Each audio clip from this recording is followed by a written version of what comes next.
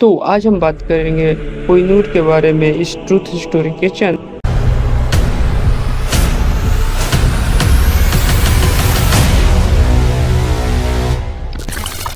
कोहिनूर एक ऐसी नायाब हीरा जिसकी कीमत आज भी लगा पाना असंभव है।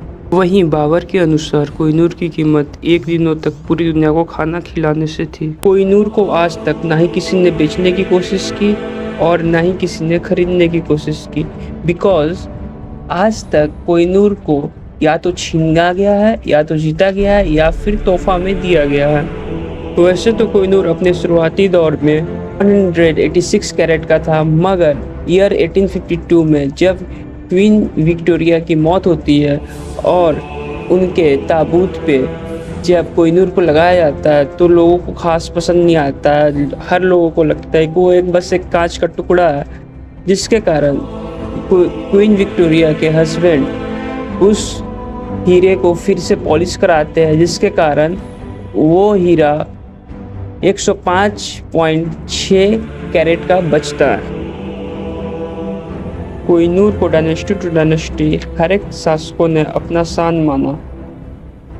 अभी कोहिनूर टावर ऑफ लंदन के जुबिल हाउस में रखा हुआ है। इन्हीं सब चीज़ों को ध्यान में रखते हुए बहुत सारे देशों ने ब्रिटेन गवर्नमेंट से कोहिनूर को वापस लेने के लिए मांग रखी। पहला मांग भारत की तरफ से किया गया था जब भारत ब्रिटेन से आज़ाद हुआ था।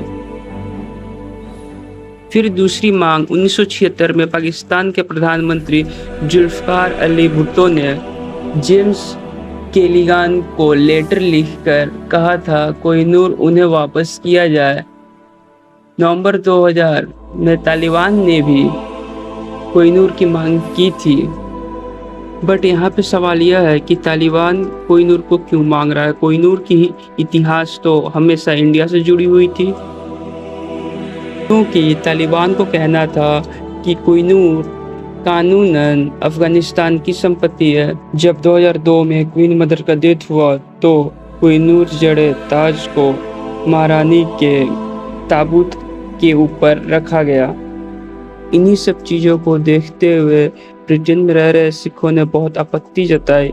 उनका कहना था उनके देश से लाई गई बेशकीमती संपत्ति का यहाँ पे नुमाइश किया जा रहा है क्वीन मदर के ताबूत पर रखकर।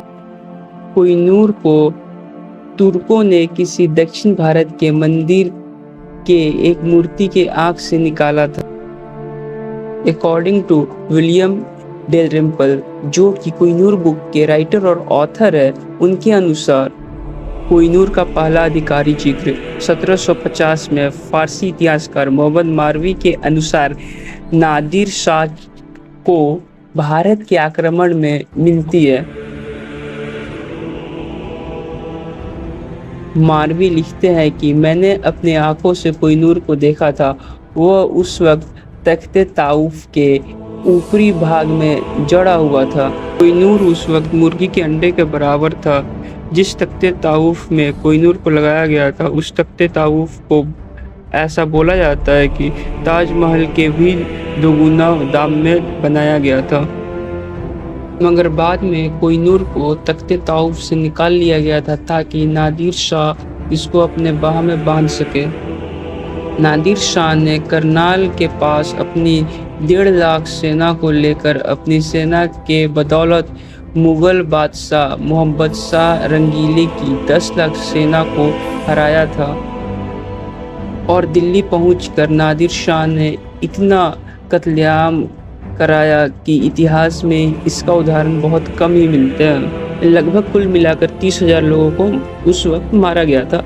नादिर शाह के पास कोहिनूर जाने के बाद से ही लोगों को मालूम चला कि हाँ, कोहिनूर नाम का कोई हीरा जो कि बहुत बेशकीमती है, वरना उसके पहले लोगों को ध्यान में नहीं था कि कोहिनूर क्या है और उसका क्या कीमत है। क्या कोहिनूर नादिर शाह को दिल्ली पे हमला करने के बाद मिला था? बिल्कुल नहीं, ऐसा बिल्कुल हुआ ही नहीं था।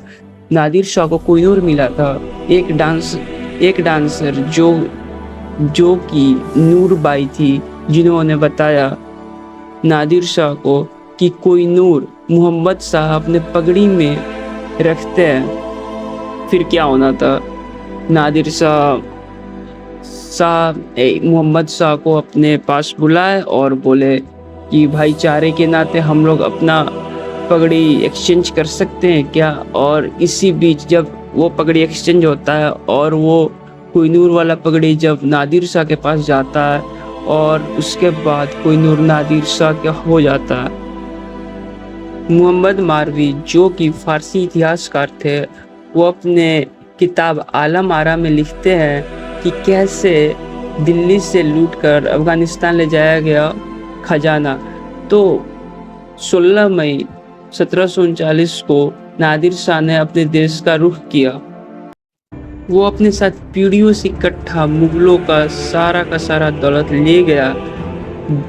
और वो उतने सारे दौलत को कैसे लेकर के जाता, तो उसने इस्तेमाल किया 700 हाथी, 4000 ऊँट, 17000 घोड़े। इन सभी चीज़ों पर अपने सामान को लादा और अपना देश रवाना हो गया। मगर नादिर शाह के पास भी यह नायाब हीरा ज़्यादा दिन तक टिक। नादिर शाह के हत्या के बाद उसके अफगान अंगरक्षक अहमद शाह अब्दाली के पास वो हीरा चला गया और वहाँ से बहुत सारे लोगों के हाथ में वो हीरा गया।